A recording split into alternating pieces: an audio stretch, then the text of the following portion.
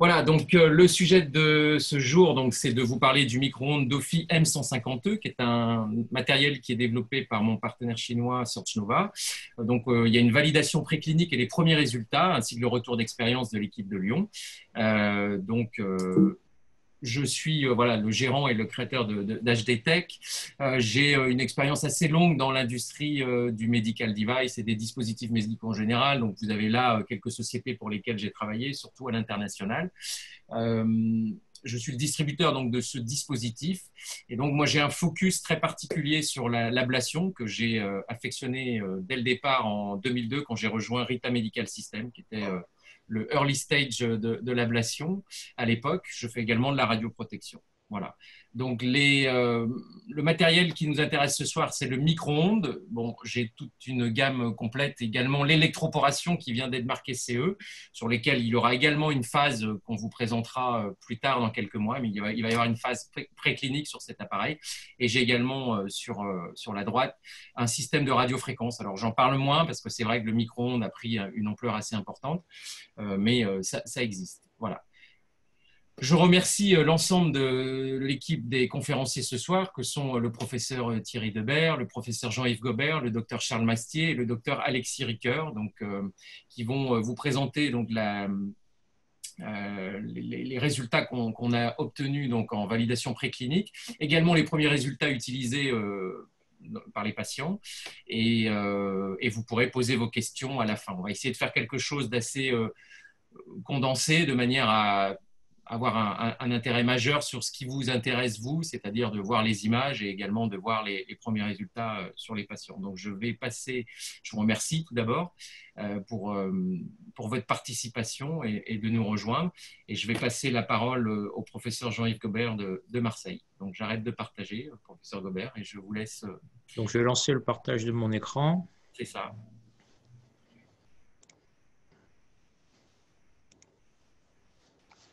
Voilà. C'est parfait. Vous avez mon écran là. Oui, c'est impeccable. On vous voit parfaitement bien. Ouais. Bon, ok. Donc, merci d'avoir organisé ce séminaire. Et c'est un plaisir pour nous de vous rapporter les données d'une évaluation expérimentale qu'on a conduite au sein de notre laboratoire de radiologie interventionnelle à Marseille, conjointement avec Thierry Debert, que je remercie d'être venu travailler avec nous parce que c'était vraiment un plaisir de partager ces moments avec lui. Donc, on va parler de micro-ondes et comme vous le savez, les micro-ondes, quand ils sont débarqués sur le marché, ils ont débarqué en nombre important et de façon un petit peu brutale et on va dire a posteriori peut-être un peu désordonnée, avec l'avantage théorique de nous dire qu'on allait frapper plus vite et plus fort en ablation percutanée, notamment par rapport à la technique alors en place et la seule en place qui était la radiofréquence. On a pu néanmoins être confronté à des problèmes de reproductibilité. Comme vous le savez, différents systèmes étaient disponibles, opérant à différentes fréquences, et on se retrouvait avec beaucoup d'ABAC déterminés exclusivement sur la base d'études ex vivo. On a donc considéré qu'il serait utile de se livrer à des études in vivo pour s'efforcer de confirmer et de valider les dimensions des volumes d'ablation obtenus, non seulement dans le parenchyme hépatique, mais aussi et peut-être même encore plus dans le parenchyme pulmonaire, puisque s'il y avait quelques études rares sur l'évaluation in vivo du parenchyme hépatique, il n'y en avait à ma connaissance aucune ou pratiquement aucune en ce qui concerne le parenchyme pulmonaire. Et juste un petit rappel avec ce diagramme qui est instructif, et qui nous montre qu'en testant plusieurs systèmes, avec en abscisse les durées d'ablation et en ordonnée les volumes obtenus, vous voyez en fonction des différents systèmes disponibles à l'époque sur le marché, parce que cette publication n'est pas tout à fait récente, vous voyez que pour 5 minutes d'ablation, on a des volumes qui varient en gros du simple au triple, et que si on passe à des temps d'ablation un peu plus longs en fonction des systèmes disponibles sur le marché, eh bien on a des volumes d'ablation qui varient du simple au double. Donc concrètement, on voulait savoir ce qu'on faisait et comment on le faisait, quelle était leur reproductibilité qu'on pouvait en attendre. On a donc conduit en collaboration avec HD Tech une expérimentation in vivo sur un modèle porcin au sein de notre centre, de notre laboratoire de radiologie interventionnelle expérimentale sur le site de Cerimed à Marseille, et on s'est donc consacré à l'étude des ablations pulmonaires et hépatiques. Alors, comment on va, sur le plan méthodologique, comment avons-nous mis en place les antennes?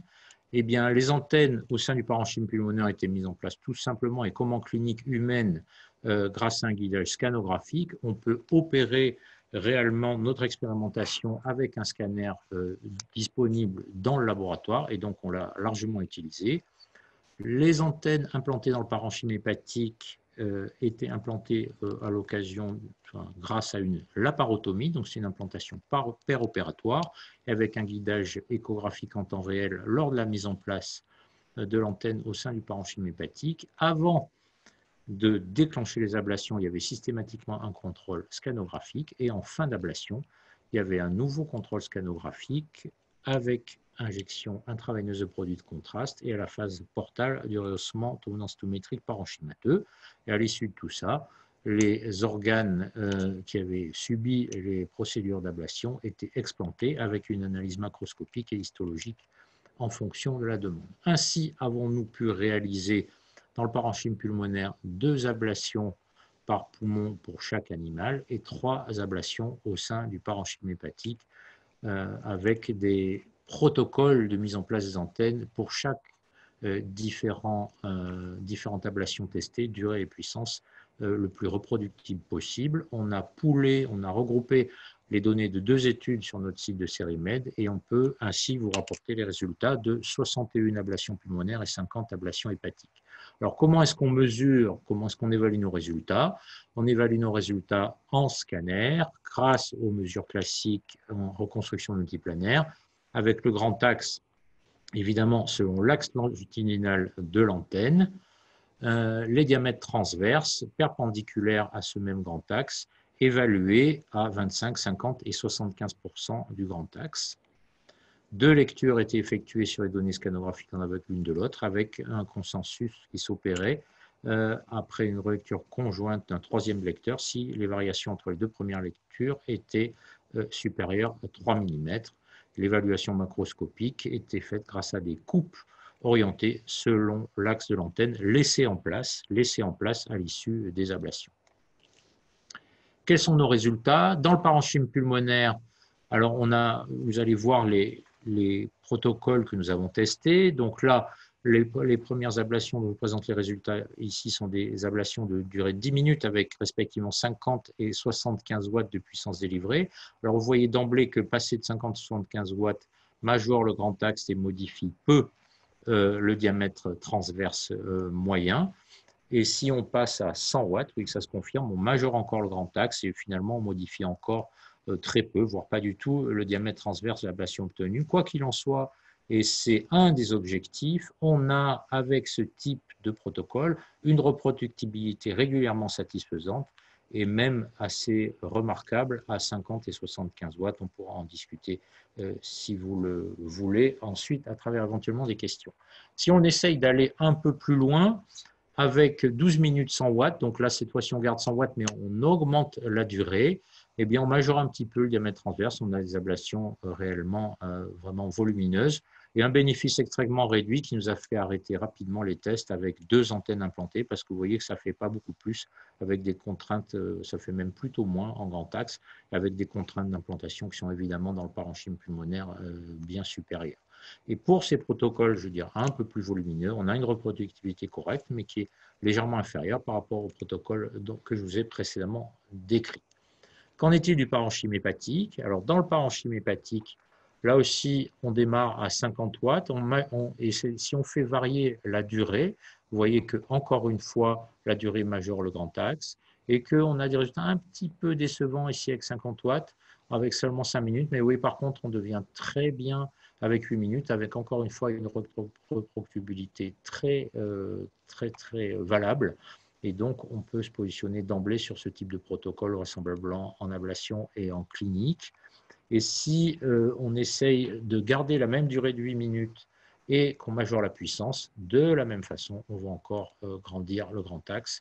Et là, comme je vous le disais, on a des résultats plus favorables avec des protocoles un peu plus longs, ce n'est pas beaucoup plus long, 8 minutes, mais la reproductibilité progresse de façon très nette et très satisfaisante avec les protocoles de 8 minutes.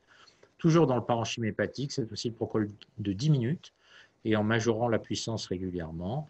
Et vous voyez qu'en majorant la puissance, ce n'est pas énorme, mais c'est quand même une constante, on fait évoluer le diamètre transverse et finalement, on fait évoluer le diamètre longitudinal, le diamètre transverse varie assez peu. Et là aussi, la reproductibilité est intéressante de façon pas réellement explicable. Peut-être on avait un petit peu moins de volume, il faudrait que je vérifie, mais on était un poil moins bon en reproductibilité, 75 watts, mais à 50-100 watts, on était vraiment avec des résultats tout à fait satisfaisants. Alors, sur une idée de Thierry Debert, on a testé des protocoles courts, un petit peu les protocoles flash, quoi. 3 minutes 75 watts dans le parenchyme hépatique, avec l'idée de Thierry était de dire qu'on pourrait comme ça traiter les petites lésions, éventuellement les lésions sous-capsulaires, et pourquoi pas partager cette technique avec nos amis chirurgiens qui, sur une petite lésion, en complément d'une hépatectomie réglée, pourraient frapper vite et former bien. Et effectivement, on a obtenu des jolies ablations d'environ 30 mm, toujours les mêmes, bien reproductibles avec ce protocole vraiment très rapide. Alors, si on veut ressortir les messages de ces résultats, eh bien, on s'est rendu compte au cours de notre étude, j'allais dire de nos 2 études, puisque je vous rappelle qu'on a rassemblé les données de 2 études successives à des moments différents. On a une bonne reproductibilité des mesures obtenues d'une ablation à l'autre au sein d'une série de protocoles donnés. On a une tendance à la sphérécité qui s'exprime, pas pour toutes les ablations, mais pour beaucoup des ablations testées. Ce n'est pas encore parfait, mais ça s'améliore bien. Et comme je vous l'ai dit, il faut se dire que si on augmente la puissance, on augmente le long axe, et que si on garde une puissance donnée et qu'on augmente la durée, on va majorer progressivement le diamètre transverse. Alors voici des images pour illustrer les données macroscopiques. Vous voyez que là, on est selon le long axe de l'aiguille qui était resté en place et qui nous permet de piloter ces coupes anatomiques en fin d'exérèse, après explantation. Et voici une coupe transverse sur une... Vous voyez que c'est très grossi, hein, vous voyez la main là qui vous donne l'échelle. Et c'est les ablations bien rondes qu'on a obtenues avec les protocoles rapides. Alors, un élément de bibliographie, je ne vais pas vous garder plus longtemps, mais pour vous dire qu'il y a une revue assez récente qui, en termes d'ablation hépatique, montre ce qui a pu être testé en matière d'expérimentation in vivo. Alors, vous voyez, de 2006 à 2016, ça fait 12 études en 10 ans, ce n'est pas beaucoup, et seulement 2 études rapportent plus de 30 ablations. Je les ai mentionnées ici. Et si on s'attache à l'index de sphérécité rapporté par ces études, vous voyez que ce n'est pas tellement sa qualité intrinsèque, ce n'est pas terrible 0,3, mais c'est surtout sa grande variabilité qu'il faut retenir, et ce qui fait partie des arguments qui nous incitent à poursuivre dans ce genre d'études chaque fois qu'on pourra, pour réellement déterminer ce qu'on va pouvoir obtenir en clinique avec des ablations par micro-ondes pour vraiment savoir ce qu'on fait et bien déterminer la reproductibilité de nos ablations percutanées. Je vous remercie. Merci beaucoup, professeur Gobert. Et je passe la main au professeur Debert.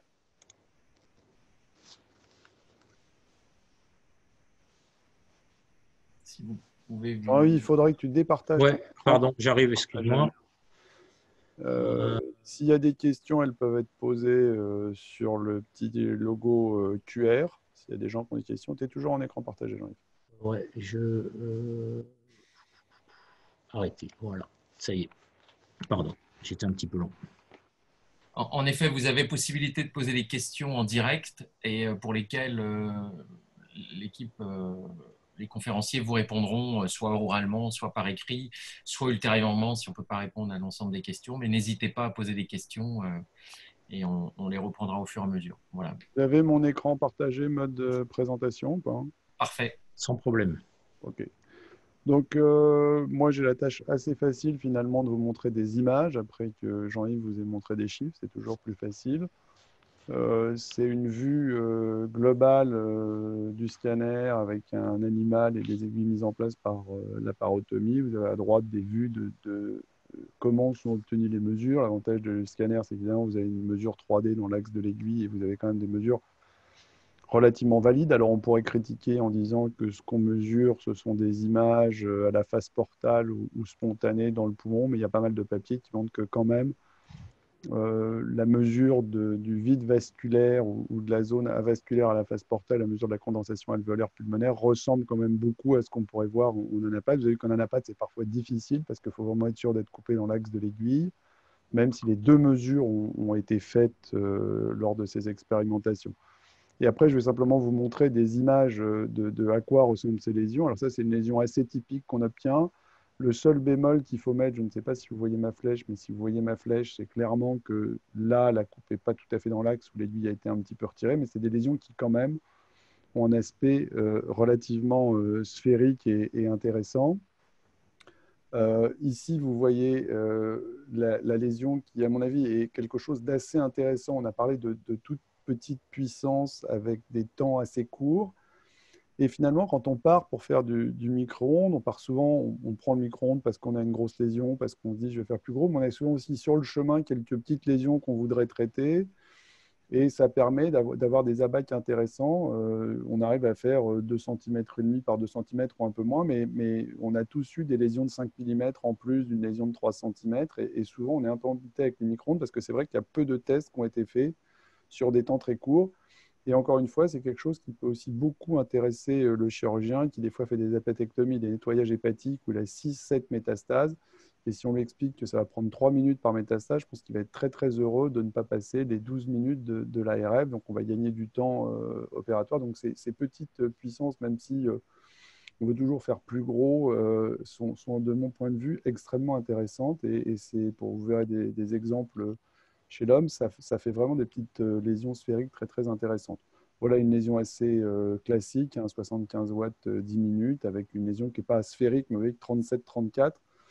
Je n'ai pas calculé l'index de sphéricité, mais on doit être quelque chose qui doit ressembler à 0,9 ou pas loin, donc quelque chose qui est très très intéressant d'un point de vue micro-ondes.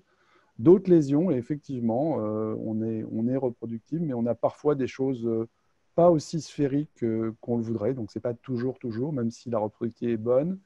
Et puis, on a avec les micro-ondes, comme on a avec toutes les techniques d'ablation et qui viennent un peu rendre la mesure difficile, ce genre de choses, vous avez tous vu quand vous faites une ablation proche de la capsule du foie, vous avez une espèce de zone de dévascularisation, c'est-à-dire sûrement de la microthrombose vasculaire au portal. Et c'est vrai que dans cette situation, c'est assez difficile de mesurer la zone d'ablation parce que ça, probablement, ce n'est pas une zone d'ablation, c'est une conséquence ischémique ou thrombose portale et vous avez quelque chose qui est assez difficile à mesurer. Donc, c'est bien de faire de l'animal, mais ça répond à beaucoup de questions, mais c'est parfois un petit peu difficile d'avoir les mesures et d'avoir des mesures qui soient exactes. On va passer aux images pulmonaires. Alors, je suis un grand timide du micro-ondes dans le poumon parce qu'on a vécu des choses assez difficiles, notamment dans le cadre d'un stick, avec pas mal de soucis post-ablation. Donc, les images que je vous montre ne sont pas la promotion du micro-ondes dans le poumon, sont juste le reflet de manip expérimentale et de savoir ce qu'on peut faire avec les aiguilles. En tout cas, si on doit faire quelque chose, c'est toujours mieux de savoir à peu près avant à quoi s'attendre. Vous voyez qu'on va assez vite vers des lésions assez volumineuses, hein, puisque vous voyez qu'à 75 watts 10 minutes, vous vous retrouvez quand même déjà avec ce type de zone d'ablation et vous avez des lésions qui font 35 mm. 35 mm, ça commence à être volumineux et pas forcément en mettant 100 watts 10 minutes. Donc, pas mal de reproductibilité dans le poumon, ce qu'on n'avait pas vu. On a un papier qui a été publié il n'y a pas longtemps qui montre qu'on a du mal à avoir de la reproductibilité, de la sphéricité dans le poumon avec d'autres systèmes. Pas mal de reproductibilité, vraiment une sphéricité qui est assez étonnante. J'en profite pour signaler que en fait, il y a deux aiguilles, ou en tout cas, il y a plusieurs longueurs, mais en ce qui concerne le concept de l'aiguille micro-ondes, vous avez deux longueurs actives, et vous avez une longueur active qui a été designée spécialement pour le poumon et spécialement pour essayer d'avoir des zones plus sphériques dans le poumon. Il semble que ça fonctionne, parce que c'est quand même pour ceux qui ont déjà fait du micro-ondes dans le poumon, je dirais très, très sphérique. Et puis, j'ai mis une diapo volontairement pour montrer que peut-être il ne faut pas aller jusque-là. Quand on commence à avoir cette taille de zone d'ablation, je pense qu'on commence à sortir de l'intérêt de l'ablation percutanée. Je ne suis pas sûr qu'on doit faire des lésions de 7 cm de grand axe. C'est des animaux, ils sont sacrifiés tout de suite. Si vous commencez à faire ce genre de lésions chez les patients, je pense que les suites vont être forcément compliquées. Donc aussi une mise en garde sur, on peut sûrement aller un peu plus loin dans le foie que dans le poumon. Il faut être relativement prudent dans le poumon. Une fois qu'on a dit ça, je voulais juste partager avec vous quelques cas où j'ai du suivi et ça permettra de voir que finalement, on retrouve un petit peu ce qui avait été fait dans le foie dans la pratique clinique. Donc ça, c'est le cas d'un patient qui avait une lésion ici de CHC développée au contact d'un kyste. Il a bénéficié d'une chimioembolisation, puis il a récidivé. On s'est posé la question. C'est un endroit un peu difficile pour aller faire une ablation. Et puis, on a fini par lui proposer une ablation. Alors, j'ai eu la chance de travailler avec un système robotique. Donc, on voit un peu à quoi ressemble le système robotique, la mise en place de l'aiguille sous robot. Et c'est vrai que cette trajectoire, qui en fait est construite dans un plan d'aiguille qui est extrêmement ascendant et sûrement assez compliqué à obtenir. Donc, un placement assez sympathique de l'aiguille grâce au système robotique qui vont aussi se développer dans notre pratique. Et voilà le résultat, donc 80 watts 10 minutes, 38-35. Je vous concède que la mesure est difficile parce qu'il y a le kyste sur le côté et qu'on ne sait pas très bien. Là, on voit bien qu'on a la zone d'ablation et puis à partir de là, cette partie-là de la zone d'ablation est assez difficile à mesurer puisqu'il y a la lésion kystique qui vient au contact. Mais ça montre aussi quelque chose qui est relativement sphérique, même si on élimine l'image kystique. Je vous montre aussi une zone d'ablation d'un CHC postérieur au contact de l'estomac avec aérodissection pour 60 watts 10 minutes, 43-37. Et je montre cette image-là parce que quoi qu'on fasse, quelle que soit la technique qu'on va utiliser, il y aura une susceptibilité qui est liée à la localisation à l'intérieur du parenchyme hépatique. Et juste derrière suivra une image d'une lésion faite en centro-hépatique. Et quand vous êtes en périphérie versus au centre, même en micro-ondes, même si on a dit que les micro-ondes n'étaient pas sensibles à la vascularisation, ils sont un peu sensibles à la vascularisation. Et je dirais que votre abac de traitement devrait être un peu corrigé de la localisation. Quand vous êtes très périphérique, vous avez beaucoup moins de gros vaisseaux, beaucoup moins de vascularisation, vous aurez une lésion plus grosse. Et à titre d'exemple, je prendrai ce malade avec une lésion aussi assez difficile techniquement, resituée. C'est aussi un placement robotique. Cette fois-ci, c'est une métastase. Et vous voyez qu'on a une zone d'ablation qui est somme toute un petit peu plus petite. Et simplement, ce n'est pas le système qui fonctionne différemment. Je pense que c'est à l'opérateur d'appréhender que quand vous êtes coincé entre une veine sushépatique ici, une autre veine sushépatique et la veine cave, vous allez avoir des lésions qui sont de taille un petit peu inférieure. Donc, je pense que c'est important d'avoir ces choses-là en tête. L'autre chose aussi, c'est que quand vous êtes en périphérie et que vous commencez à faire plusieurs zones d'ablation, on avait ici une métastase, c'est une métastase de giste et une autre, vous commencez à avoir des zones de confluence qui vont donner des lésions assez volumineuses, même si chaque lésion fait ce qu'elle doit faire. Le fait de traiter deux lésions proches l'une de l'autre crée des zones de confluence relativement volumineuses. C'est un traitement qui a été fait avec hydrodissection et protection de la paroi. Et on comprend évidemment pourquoi, parce qu'on était très proche du diaphragme et très proche de la paroi. Et puis, je terminerai sur justement l'intérêt des petites lésions. C'est un malade qui avait 3 lésions. Donc ça, c'est la petite ici. Et c'est vrai que si vous n'avez pas la maîtrise de votre engin, c'est-à-dire que si tout ce que vous êtes capable de faire avec votre engin, c'est 3 cm par 3 cm, voire plus, vous allez être embêté quand vous êtes dans des localisations comme ça, ou alors il va falloir faire de l'hydrodissection. Et ça, c'est une zone d'ablation 50 watts, 3 minutes, qui est vraiment ce fameux 25 par 25 ou 23 par 25. Donc quelque chose qui est assez intéressant. Je terminerai avec juste quelques mots. On a vu qu'il y a une reproductibilité chez l'animal qui est quand même qui est intéressant, qu'on a les mêmes paramètres, on a à peu près la même chose, qu'on a une tendance à la sphéricité.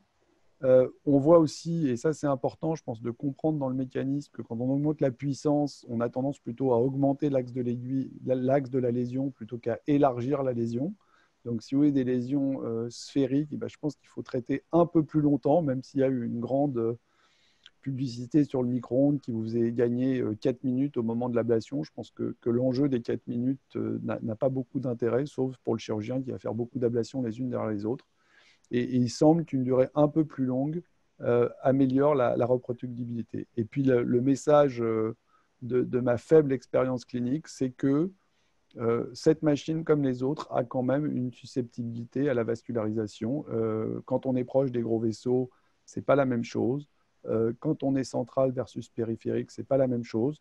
Je n'ai pas la réponse pour savoir aujourd'hui si le micro-ondes diminue la récidive à proximité des gros vaisseaux. C'est quelque chose qui est beaucoup débattu dans la littérature. Mais en tout cas, il y a toujours une forme de sensibilité à la vascularisation. Et puis, on a un algorithme qui permet de faire des toutes petites ablations en très, très, très peu de temps. Et je pense que ça, c'est important d'être capable, avec le même outil, de faire quelque chose d'assez volumineux ou quelque chose d'assez petit, parce qu'il nous arrive souvent de traiter plus d'une seule lésion chez le même patient. Et j'en aurais terminé. Merci beaucoup, professeur Debert. J'espère que s'il y a des questions, vous n'hésiterez pas. Et merci d'avoir partagé ces informations avec tout le monde. Je vais passer donc la parole à l'équipe de Lyon, le docteur Charles Mastier et le docteur Alexis Ricoeur. C'est à vous, quand vous voulez. Bonjour, madame. Tout d'abord, merci beaucoup. Alors avec Alexis, on va vous faire un retour d'expérience qui est beaucoup moins structuré. Ça va être plus subjectif. On va pouvoir vous donner nos impressions après, là aussi, les premiers patients qui ont été traités par ce matériel. Je vais partager l'écran. Vous me dites si tout va bien. C'est OK? Oui, bon. C'est parfait. Sauf que vous voyez mon Ouais, PowerPoint. vous n'êtes pas en plein écran, donc si vous vous mettez en présentation, voilà. Voilà, là on est bon. OK, super. Voilà, donc on n'a pas fait un petit peu bien sûr les rappels cliniques de pourquoi on traitait ces patients. Ce qui nous intéresse ici, c'est comment on les a traités par rapport à ce matériel et quels résultats subjectifs et quelles mesures on a eu. Donc un premier patient qui avait une métastase hépatique de 18 mm sur le segment assez bas, sur le segment 4-5, assez médiane, qu'on voyait parfaitement en échographie, proche par contre du tube digestif qu'on a repoussé là aussi avec de l'eau, avec une hydroxydissection. Donc sur cette première image, on voit une première chose, c'est que l'aiguille globalement en échographie, il faut le dire, on n'aime pas quand on les voit pas. Là, il n'y a pas trop de soucis par rapport à ça. C'est une aiguille de 15 gauge. Elle est plutôt très échogène. Je ne crois pas sur tous les patients qu'on a eu de soucis de visibilité de l'aiguille. C'est un premier point. Elle est d'une rigidité nous, on a jugé comme un peu intermédiaire. Elle est plutôt rigide, pas parfaitement rigide non plus, mais elle fait quand même 15 gauges. Donc on a la rigidité qui va avec. Et puis quand on traite, alors je vous dirai combien de puissance après, mais quand on traite, on voit clairement, un peu comme sur les autres micro-ondes, qu'on a une destruction qui se fait plutôt de la pointe de l'aiguille et puis qui recule sur l'arrière, avec quelque chose d'assez agréable qu'on a constaté sur l'ensemble de nos procédures. C'est vraiment une tendance à la sphéricité assez rapide, effectivement. C'est ce que je pense rapporte le professeur Debert, c'est qu'effectivement, en 3 minutes, on a l'impression déjà d'avoir une destruction de 2,5-3 cm assez ronde très rapidement. Voilà, donc ça, c'est une métastase. On avait fait 8 minutes 75 watts. Donc sur la BAC qui est donnée, c'est plutôt des lésions rondes de 35 mm qu'on doit obtenir. Sur une échographie, sur une mesure qui est clairement imparfaite par rapport à ce qu'on vous a montré, on a environ une zone de 36 x 30 mm et le contrôle à 1 mois. Alors, il y a un petit peu de rétraction aussi à 1 mois, on peut critiquer beaucoup de choses, mais globalement, on a une zone de destruction d'environ 3 x 23 mm avec des marges autour de la métastase qui sont un peu limites sur le versant antérieur.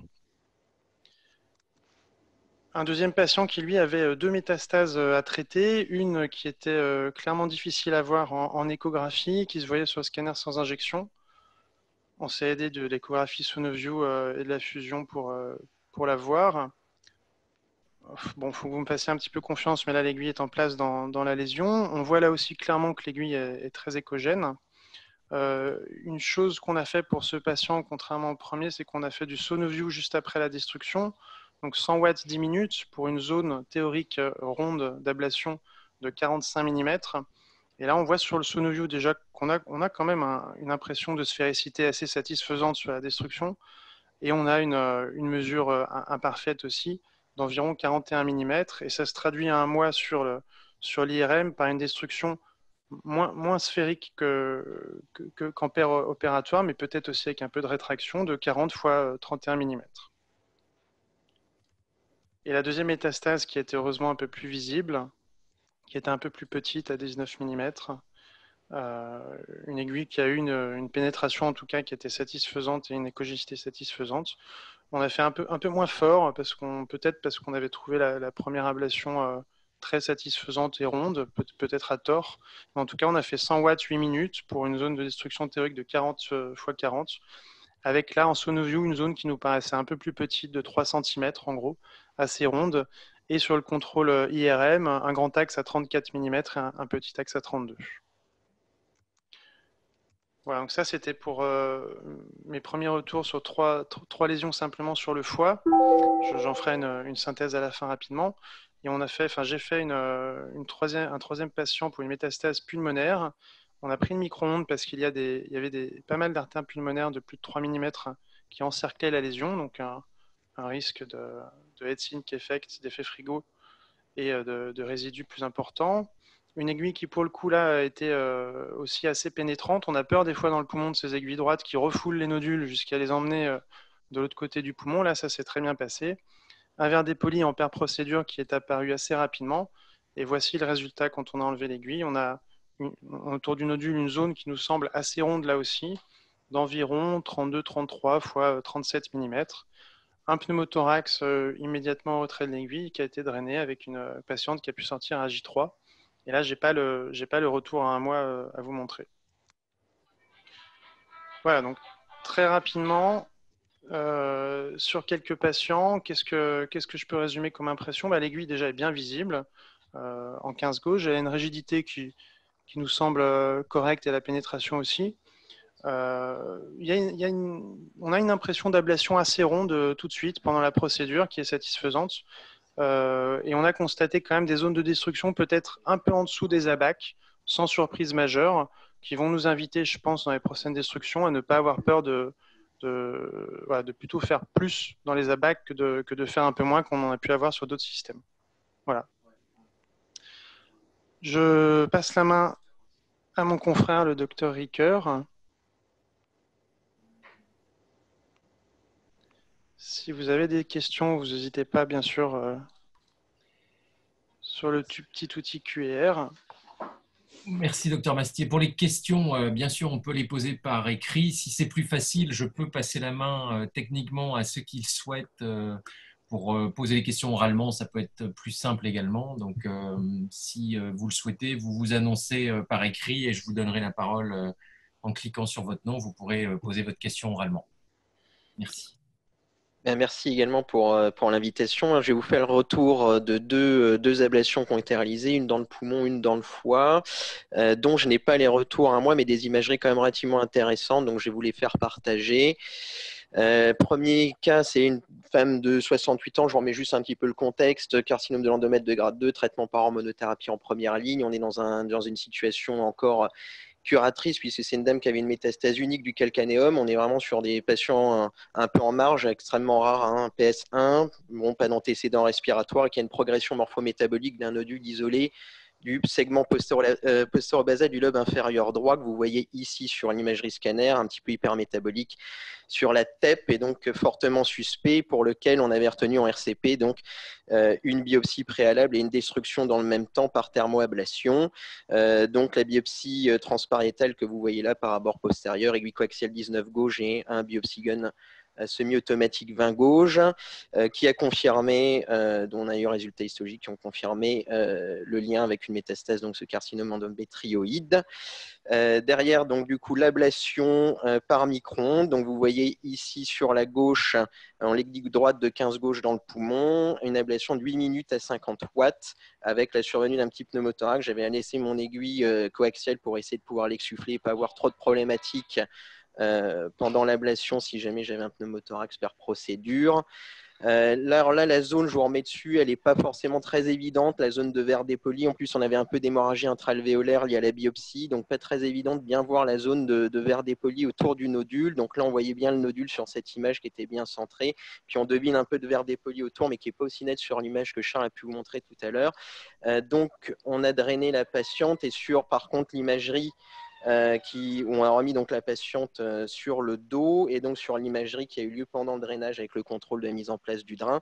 On voit bien là par contre cette zone à la sphéricité avec la rétraction parenchymateuse pulmonaire autour est très ronde qui est mesurée à 29 fois 28 mm pour des données constructeurs qui est sur 50 watts 8 minutes qui était de 27 fois 26. Donc là on a quand même une zone là pour vous dire ce que vous voyez là que je vous montre avec la souris, je ne sais pas si vous le voyez en même temps que moi, la petite ligne, c'est la ligne d'hémorragie intra-alvéolaire sur le trajet de la biopsie. Donc on est vraiment centré là sur la zone d'ablation. Il y a un effet de vaporisation du nodule qui n'est plus visible sur cette zone, mais qui était bien à cet endroit-là.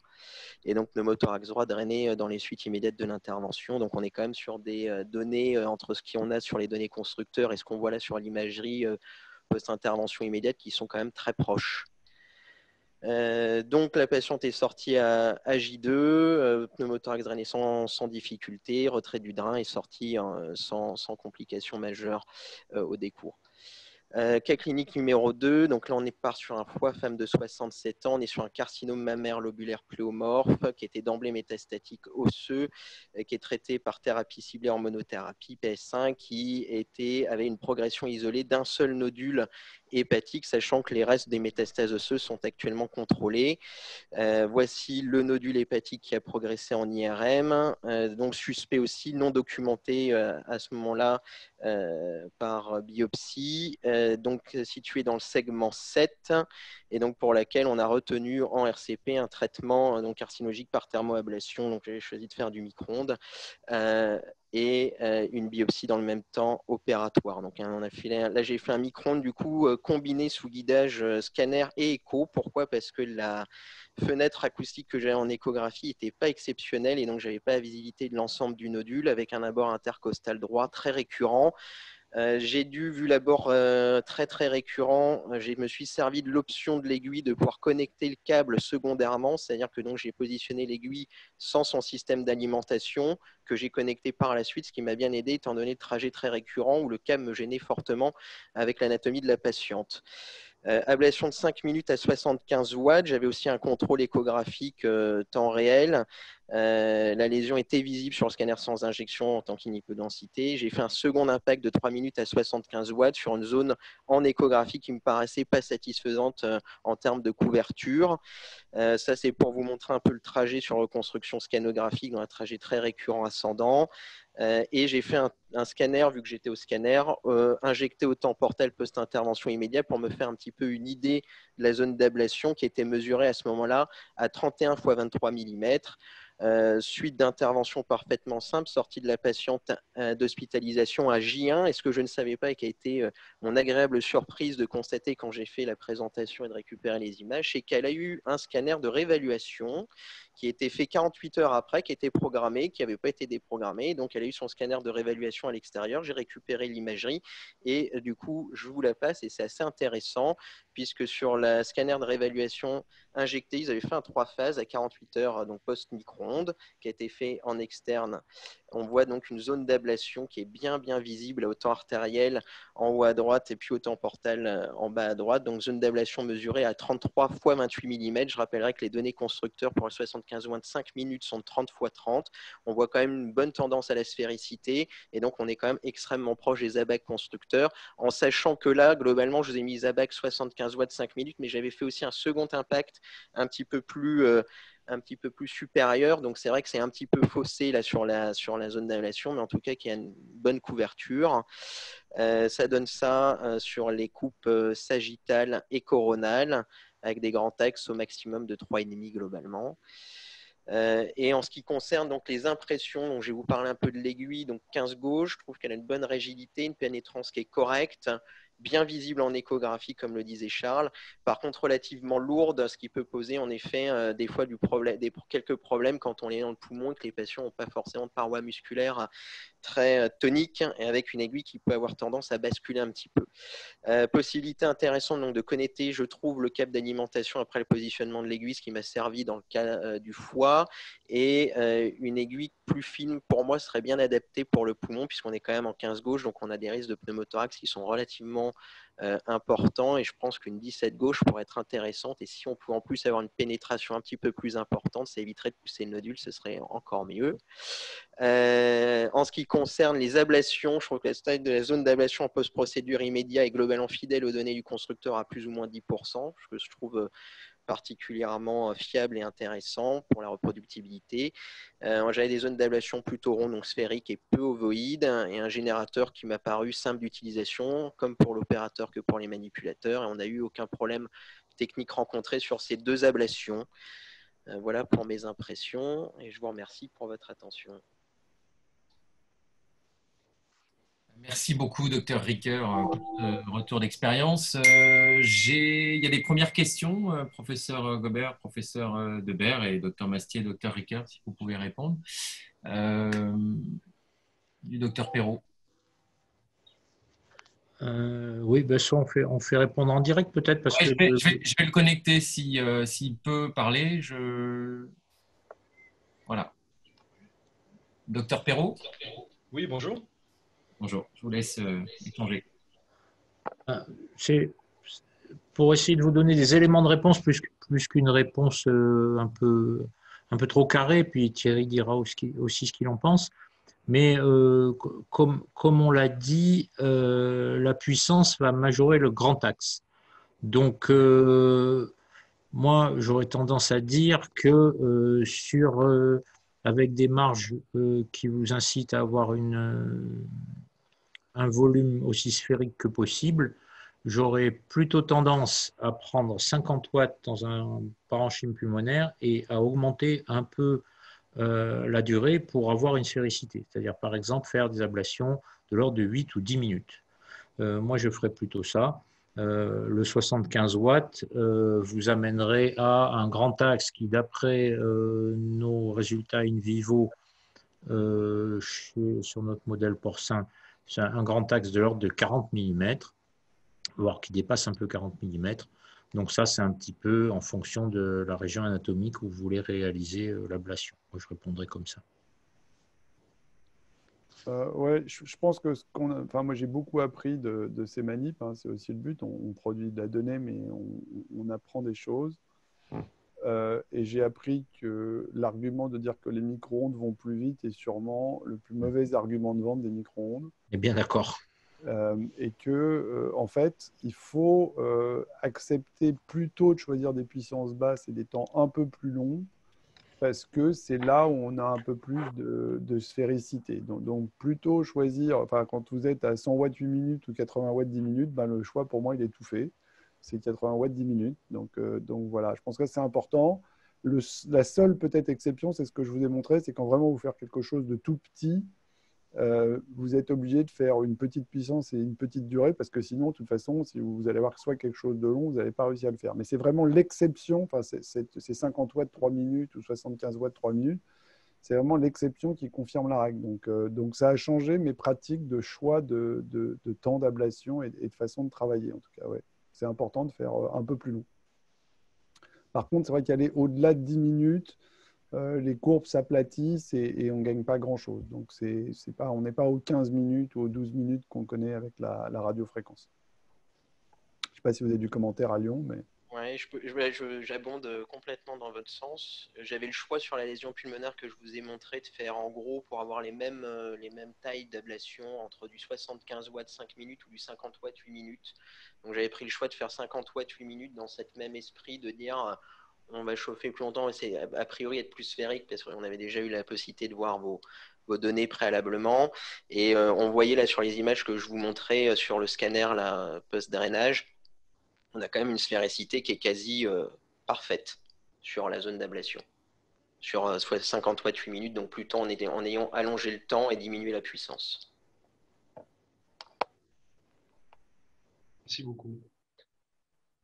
Merci à vous. D'autres questions? J'en vois pas par écrit. Est-ce qu'éventuellement quelqu'un veut... juste rebondir, puisque j'en ai un petit peu le temps, sur la remarque concernant le calibre de l'aiguille. C'est vrai que dans le poumon, on a envie de réduire. Après, un petit peu, à partir aussi de nos expériences dans notre labo, le problème des aiguilles de 17 gauge avec les micro-ondes, c'est que les aiguilles de 17 gauge, pour des raisons techniques et technologiques, sont plus difficiles à refroidir. Et qu'à partir du moment où elles sont plus difficiles à refroidir, enfin nous en tout cas, ça a été un petit peu notre expérience, le comportement de l'aiguille devient plus variable. Et donc on risque, à mon sens, d'avoir une altération de la reproductibilité des volumes obtenus. Quoi qu'on dise, et même en mettant des puissances raisonnables, hein, ce qu'on fait tous maintenant, les micro-ondes, c'est de la haute énergie. Les températures atteintes sont beaucoup plus élevées qu'avec la radiofréquence et la courbe ascensionnelle de la température est beaucoup plus rapide. Donc il faut qu'il y ait une tolérance de l'aiguille à ces contraintes thermiques de façon à ce qu'elle puisse délivrer son énergie avec une grande régularité tout au long de l'ablation, même si l'ablation n'est pas très longue. Et à ce titre, en tout cas aujourd'hui, il me semble que c'est probablement, je ne suis pas ingénieur, mais c'est probablement plus difficile à obtenir avec 17 gauche qu'avec 15 gauche. Maintenant, peut-être que dans un proche avenir, les progrès des techniques nous permettront d'y arriver, et auquel cas, on sera ravi d'utiliser du 17 gauche dans le poumon, effectivement. Ça me paraît un peu tôt.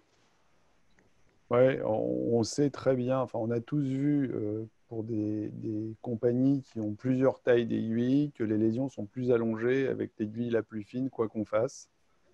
Et il y a un problème technologique et je dirais que la sphéricité a un prix en termes de gauche de l'aiguille qu'on va utiliser.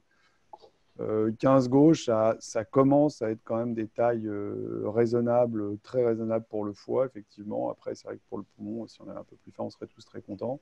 Mais on aurait des lésions, je pense, un peu plus allongées. En tout cas, où la technologie devra évoluer. Il y a déjà une avancée technologique sur le système, qui est le fait qu'il y a des aiguilles dédiées poumons. C'est quand même la première fois qu'on voit ça en micro-ondes, qu'un constructeur s'intéresse à l'organe qu'on va traiter. Je vous rappelle qu'aujourd'hui, personne n'a d'aiguille spécifique pour un organe ou pour un autre. On a la même aiguille pour tout faire.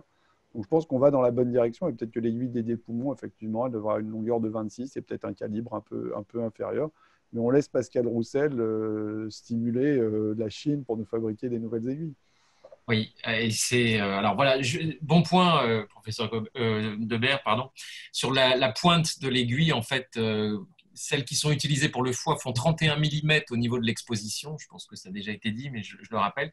Et pour le poumon, elles font 26 mm. Voilà, donc c'est ce que précisait le professeur Debert, c'est que l'aiguille spécifique pour le poumon, c'est celle dont la pointe a une exposition de 26 mm, exposition de chauffe. Concernant la 17 gauge, oui, j'échangeais avec le partenaire cette semaine. Oui, il travaille sur quelque chose de flexible en plus et qui ferait 17 gauge. Mais bon, c'est pas gagné. Mais on travaille dessus. Voilà, ils ont une capacité à développer des choses assez rapidement, à écouter les équipes françaises, ce qui est assez intéressant. C'est aussi pour ça que je travaille avec eux. J'ai travaillé de nombreuses années pour des boîtes américaines pour qui j'ai beaucoup de respect et qui font de très belles choses. Mais cette fois, c'est vrai que le partenaire chinois a cette tendance à bien écouter ce qu'on lui dit, à faire évoluer les choses et faire évoluer même les logiciels rapidement. Donc ça c'est très intéressant. Ils écoutent et ils arrivent à ce stade à rapidement s'adapter. Donc, au même titre qu'ils ont mis au point un système d'électroporation avec lequel il reste beaucoup à faire, mais au moins la machine a le mérite d'exister. Voilà. Donc, non, c'est une bonne chose. Merci beaucoup. D'autres questions peut-être ouais, voilà, la question du docteur Perrault. Quelles sont les deux longueurs actives de sonde 15 gauge Alors, il y a trois vous venez tailles. de répondre. Comment Vous venez de répondre pour les… Oui, c'est ça. 26 mm et 31. Et en longueur d'aiguille, pardon, ouais, c'est ça, je faisais la confusion. En longueur d'aiguille, on a 15, 20 et 25. Voilà. D'autres questions? J'en vois pas. Donc, s'il y a… Alors, attendez, il y a une autre question? Non, j'en vois pas. Écoutez, je vous remercie beaucoup. On est bien, on est juste dans les temps, 18h22. Merci beaucoup à tous les participants et participantes. Merci beaucoup à vous tous, les conférenciers, professeur Gobert, professeur Debert, docteur Mastier, docteur Ricoeur de Lyon. Merci beaucoup. Et alors, attendez. Vous voyez, non, c'est bon. Et puis, écoutez, d'ici la fin de l'année, peut-être on aura d'autres choses à vous présenter et on vous tiendra au courant. Cette conférence, cette réunion Zoom a été enregistrée, donc je vous donnerai l'accès à tous ceux qui se sont enregistrés. Vous pourrez la regarder en replay. Et puis n'hésitez pas à nous poser des questions. On fera en sorte d'y répondre avec plaisir. Voilà. Un grand merci. Autre chose à ajouter peut-être? Merci à vous, merci beaucoup. Merci à tous. Beaucoup. Au revoir. Merci. Merci. Bonne fin de soirée. Bonne soirée à tous. À bientôt. Au revoir. Merci.